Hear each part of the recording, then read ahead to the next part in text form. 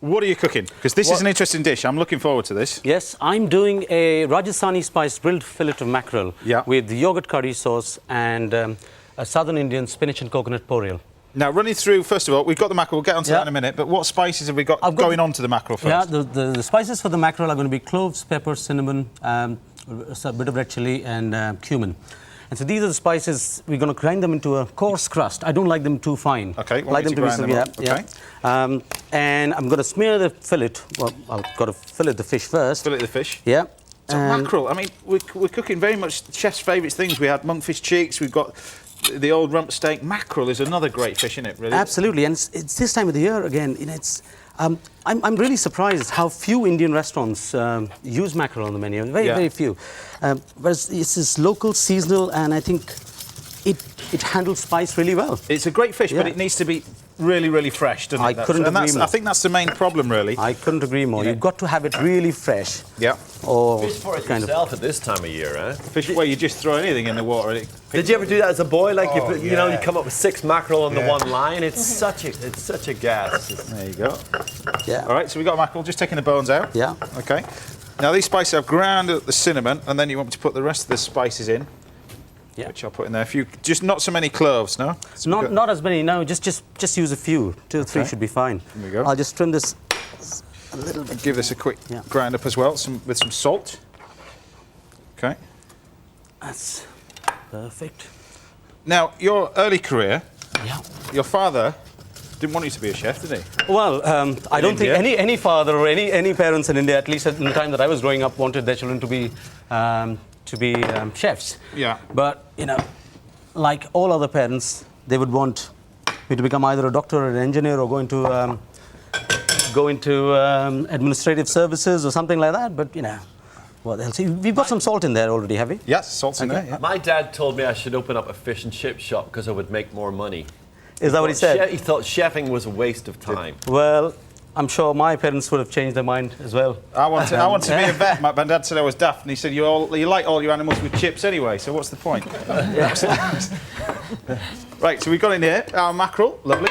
Yeah, a tiny bit of squeeze of lemon on it. Yeah. And a dash of oil. But your early career, I mean, took you to... Should we have a bit of oil on the mackerel as well? Yeah, chef, there you go.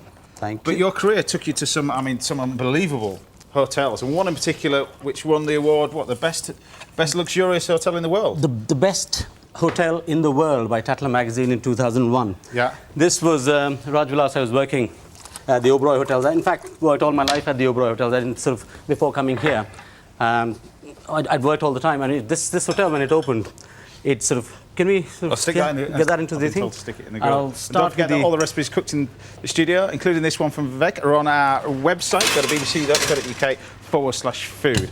And Paul will be doing a live web chat straight after the show, so you can log on and put your questions straight to him. That's gone in there. Okay, what's next? I've got a pinch of chickpea flour, a tiny bit of turmeric, and you won't even see it initially. You might feel it's not enough, but... And a slug of water. This is the sauce to go with it, yeah? This is the sauce.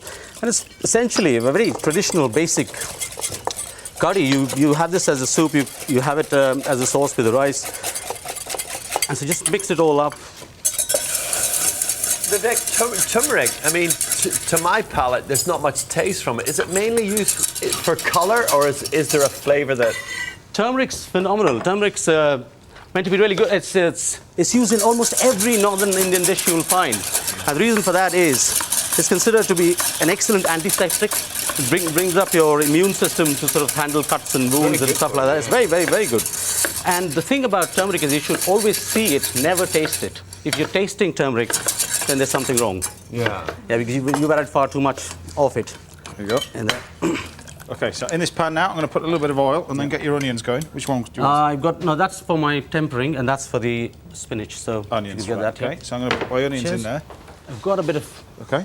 So tell us about the Cinnamon Club, because, I mean, you went from working in one of the greatest greatest hotels in the world to producing one of the greatest Indian restaurants in the world. Well, at the time, it just sort of seemed like the right thing, because I'd been in India long enough, and I'd sort of worked up, sort of done a lot of Indian food, top-end Indian food, and I'd got to a stage where I thought it wasn't going to get any better than that. So, and it wasn't necessarily going to get changed. So, Indian food in India wasn't prepared to sort of change or evolve. And I thought it was high time, like everything else, all other cuisines.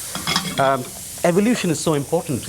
Yeah. And if you aren't constantly moving, then you're definitely falling behind. So that was the idea. When Cinnamon Club came about, I thought it was a wonderful opportunity to create something new.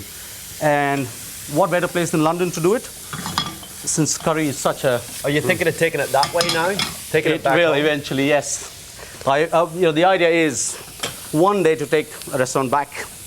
Modern Really? Indian restaurant back to India. But I suppose there'll be a few stops before that. Yeah. Yeah. Because it's not, this is, I mean, you're on about looking at, a second restaurant as well, coming shortly as well? Yes, I've got a very interesting concept we're working on right now, looking at another opportunity. It's going to be slightly less formal than the Cinnamon Club, of course. It's not going to be in the library for a start.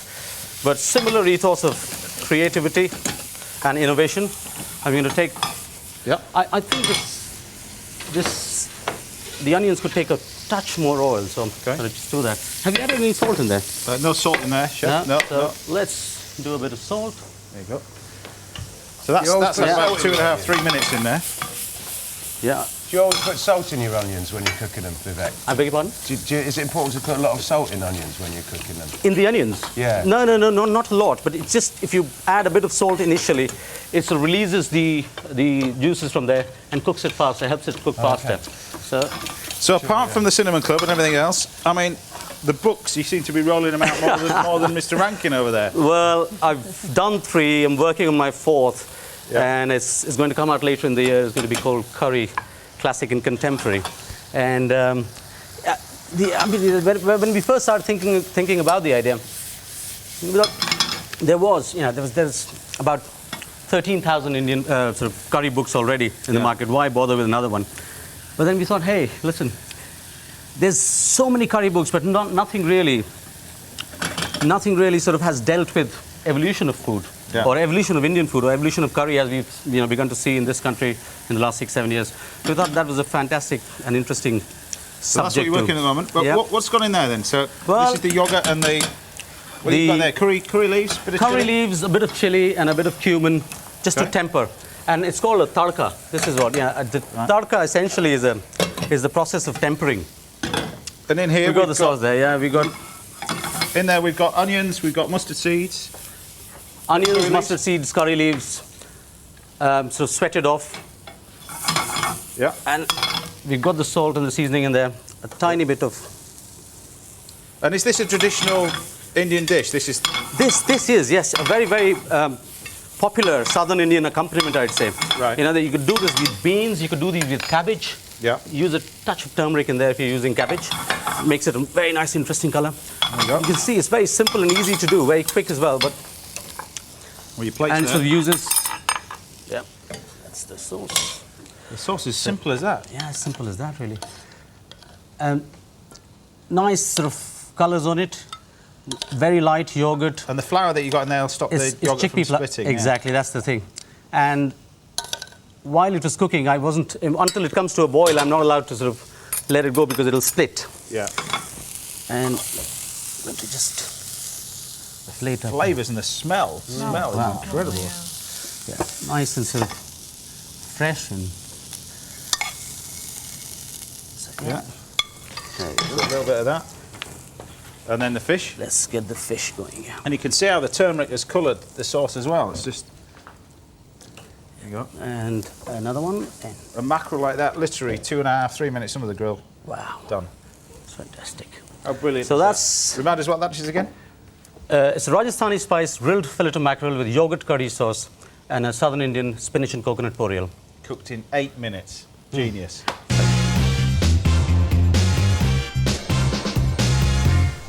There you go. You saw it. It really was cooked in 8 minutes. Over here.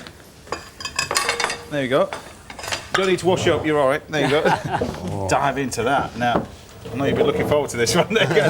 To have a taste. See what you think. But that mackerel does lend itself really well together with that. Yeah, it's a wonderful thing. Traditionally, you wouldn't use these spices on fish. And you wouldn't imagine things like cloves and cinnamon and pepper and such strong, sort of robust spices. They'd be used with game.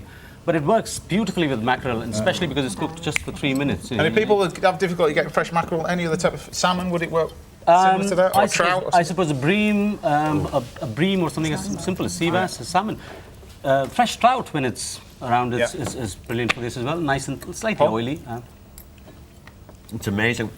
I don't know how you use such forceful spices and then get it so delicate so you can taste everything through it. Yeah, You taste the mackerel beautifully, but the spicing is there. But the wine's going to be a difficult match today, so let's go back to Great Melbourne, see what Peter has chosen to go with Vivek's marvellous mackerel.